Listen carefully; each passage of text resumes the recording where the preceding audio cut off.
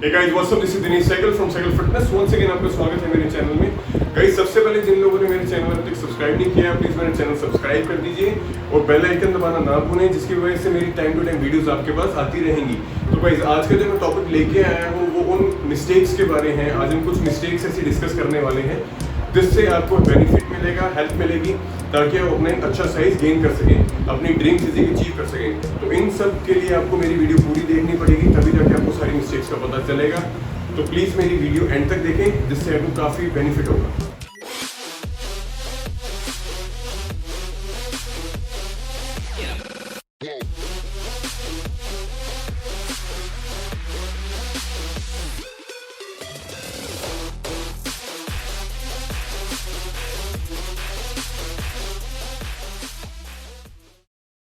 जी हाँ गाइस, तो मैं बात कर रहा था कुछ ऐसी मिस्टेक्स की जिसकी वजह से आप अपना ड्रीम साइज या ड्रीम फिजिक अचीव नहीं कर पाते हैं। तो वो मिस्टेक्स की मैं बात करूँ तो सबसे पहली मिस्टेक है आपकी कैलोरी इनटेक। तो गाइस, आप लोगों को सबसे पहले पता होना चाहिए कि आपको अपनी बॉडी वेट के अकॉर्डिंग कितनी कैलोरी खानी है, कितनी कैलोरी इनटेक करनी है, जिस हिसाब से आपका एक अच्छा साइज मेंटेन रह सके। फिर अगर आप वो गेन करना चाहते हैं फिर आप गेन करें। फॉर एग्जांपल, जैसे आप नॉर्मल 3 टाइम खाना खा रहे हैं दिन में, अगर मैं बात करूं, आप खाना छोड़ो, अगर मैं बात करूं, आप 1800 या 2000 कैलोरी आपकी दिन की रिक्वायरमेंट है। तो अगर आप 2000 कैलोरीज ही दिन में खा रहे हैं तो आप गेन नहीं कर पाओगे।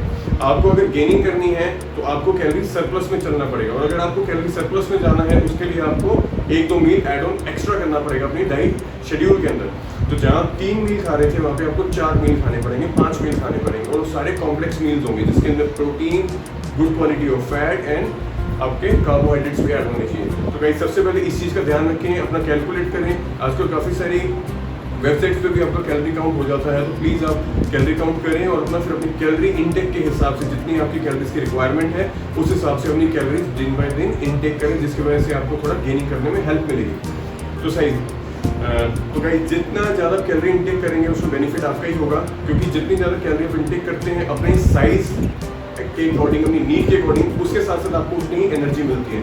तभी आप अगर देखेंगे एक बॉडी बिल्डर है जो कंपटीशन के टाइम में काफ़ी रिप्ड हो जाता है, उसमें एनर्जी नहीं होती है, उसका वाटर आउट सब कुछ खत्म कर दिया होता है उसके बॉडी में से, इनफैक्ट कार्ब्स भी बंद होते हैं उसके। और दूसरी साइड अगर हम बात करें पावर लिफ्टर की, तो काफ़ी हेल्दी होता है, प्लस एनर्जी काफ़ी होती है, क्योंकि बॉडी बिल्डिंग के अंदर हम लास्ट के दिनों में कैलोरी आउट कर देते हैं, हम खाना पीना अपना छोड़ देते हैं, आप प्रोटीन डाइट पे आ जाते हैं, काफ़ी चीज़ें हमें कट आउट करनी पड़ती हैं।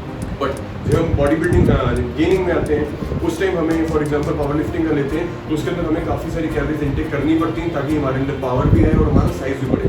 तो इस चीज़ का आपको ध्यान रखना है। दूसरी बात, आपको स्लीप का, आपको time to time brother sleep लेनी पड़ेगी। अगर आप रेस्ट नहीं देंगे अपनी बॉडी को तो आपका बॉडी जो है वो मसल ग्रो नहीं कर पाएगा, क्योंकि जब आप वर्कआउट करते हैं आपका मसल ब्रेक हो जाता है, तो उस मसल को रिपेयर होने के लिए हमारी बॉडी को रेस्ट पोजीशन में जाना पड़ता है, जिसको हम बोलते हैं स्लीप। बट अगर आप उसको स्लीप मोड में नहीं अपनी बॉडी को डालेंगे तो आपकी बॉडी उस मसल टिश्यू, मसल फाइबर को रिकवर ही नहीं कर पाएगी, वो सारे न्यूट्रिशन को एब्जॉर्व करके आपकी ब्लड स्ट्रीम में से उस मसल पे नहीं छोड़ पाएगी, उस मसल के ऊपर, जिसकी वजह से वो मसल रिपेयर हो। तो आपको ध्यान रखना है कि आप 8 से 10 घंटे की नींद मिनिमम लें अगर आप अच्छी फिजिक अचीव करना चाहते हैं।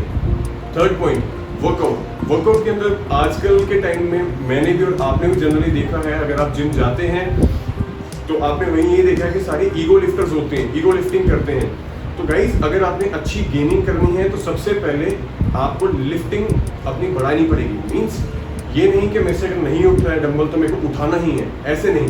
आप अपना एक सपोर्टर रेडी कीजिए, मीन्स वो बंदा जो आपकी हेल्प करे आपके वर्कआउट के दौरान। अगर सपोर्टर नहीं आप अफोर्ड कर सकते तो आप एक बंदा ऐसा चुनिए जो आपके साथ वर्कआउट कर सके, जिससे आपकी भी हेल्प हो, उस बंदे की भी हेल्प हो। तो मिलजुल के आप लोग वर्कआउट कीजिए, आप उनकी हेल्प करेंगे, वो आपकी हेल्प करेंगे, जिसकी वजह से आप देखेंगे डे बाय डे आप हैवी वेट ट्राई करेंगे और उससे आपकी पावर भी बढ़ेगी।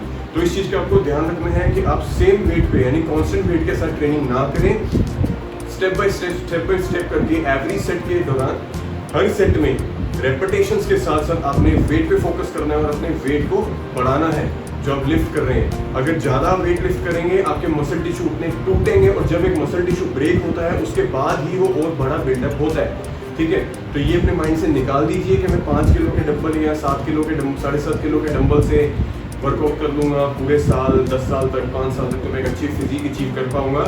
ब्रो, ऐसा कुछ नहीं होने वाला। ठीक है।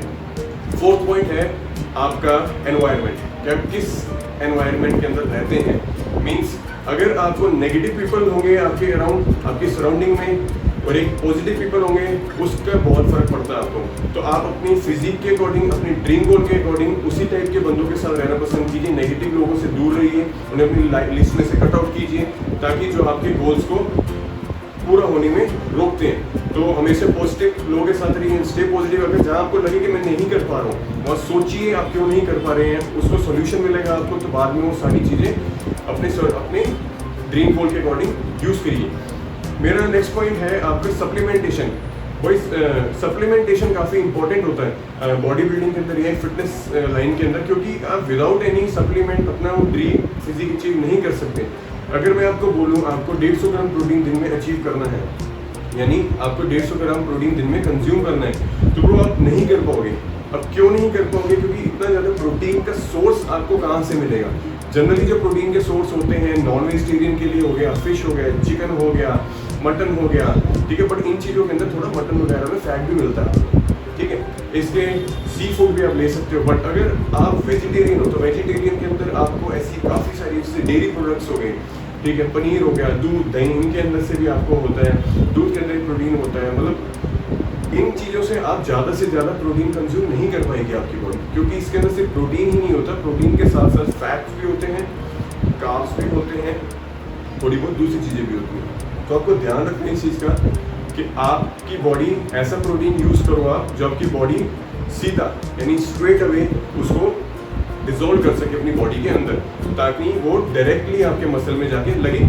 तो इस चीज़ का प्लीज़ ध्यान रखिए। तो मैं आपको सजेस्ट करूँगी, सप्लीमेंटेशन का एक सबसे मेन रोल है हमारी लाइफ के अंदर। जो चीज़ें लोग गलत सोचते हैं सप्लीमेंट्स के बारे में, बट जो चीज़ें आप अपने फूड के अंदर से नहीं ले पा रहे हैं वो हम आर्टिफिशियल तौर पे लेते हैं, बट वो भी आर्टिफिशियल नहीं होती, वो बनती इन्हीं चीज़ों से, खाने पीने की चीज़ों से। जैसे वे प्रोटीन जो है मिल्क का जो है और किसका है, दूध का ही पार्ट है, वो उसी से बनता है। केसिन प्रोटीन भी दूध में अवेलेबल होता है। तो ये चीज़ें उन्हीं में से हैं, बट हम एक्सट्रैक्ट कर लेते हैं उसको, उसमें से निकाल लेते हैं, बाद में हम उसे अपनी बॉडी के अंदर कंज्यूम करते हैं, जिससे हमें बेनिफिट होता है। तो ऐसे बहुत सारे सप्लीमेंट्स हैं, अपने आप नीड के अकॉर्डिंग देखिए आपके लिए क्या बेस्ट है, आप वही कीजिए। और ब्रदर एक मिथ है जो मेरा नेक्स्ट पॉइंट है कि बहुत से लोग हैं वो कहते हैं over training is bad for your body और physique. So this is a very big myth जो अभी तक है। तो अगर आपको अच्छी फिजिक अचीव करनी है, यहाँ पे ये नहीं कि आपने 4 सेट ही परफॉर्म करने हैं, 12, 10, 8, 6 के सीरीज़ के अंदर आपने रेपिटेशंस परफॉर्म करते हैं, दिस इज़ रॉन्ग। तो आप ऐसा ना कीजिए, मैं आपको सजेस्ट करूँगा। क्योंकि जब मैं भी वर्कआउट करता हूँ, जब तक मेरे मसल टिश्यू पूरे हाथ भर नहीं जाते मेरे, तो मैं भी वर्कआउट अपना बंद नहीं करता हूँ। और मैं इस हिसाब से इंटेंस लेवल पर वर्कआउट ट्रेनिंग करता हूँ, क्योंकि मैं एक प्रोफेशन, तो मेरे प्रोफेशनल होने के बावजूद मैं इस हिसाब से ट्रेनिंग करता हूँ। तो if you are not a professional और आप बॉडी बिल्डिंग के अंदर नहीं है, तो आप अपने लेवल पे कीजिए, ज़्यादा इंटेंस नहीं तो एज एन इंटरमीडिएट लेवल पे आप ट्रेनिंग कर सकते हैं। तो उसके लिए आपको वर्कआउट रेपिटेशंस प्लस सेट अपने अकॉर्डिंग डिज़ाइन कीजिए और देखिए कि मैं ये वर्कआउट करके इतने रेपिटेशंस और इतने सेट के बाद मेरे को क्या रिजल्ट आता है। और टाइम टू टाइम अपने वर्कआउट को आप चेंज करते रहिए। जैसे आप चेस्ट का वर्कआउट कर रहे हैं, 5 to 6 और 7 एक्सरसाइज परफॉर्म कर रहे हैं, फिर उन्हें शफल कीजिए। उसके अंदर जैसे आप अपना हो गया, उसके अंदर आप ड्रॉप सेट्स यूज़ कीजिए और ऐसे काफ़ी चीज़ें आप यूज़ कर सकते हैं जिससे आपकी मसल में पंपिंग में इफेक्ट पड़े। तो ये मेरे कुछ पॉइंट्स थे आप लोगों के लिए जिसको आपने ध्यान में रखना है और बाद में आपको इससे काफ़ी अच्छी बेनिफिट्स मिलेंगे। तो गाइस मुझे प्लीज़ कमेंट करके बताइए आपको वीडियो कितनी हेल्पफुल लगी। अगर आप चाहते हैं किसी और टॉपिक को मैं कवर करूँ आपके लिए, तो प्लीज़ उसके बारे में मुझे बताइए।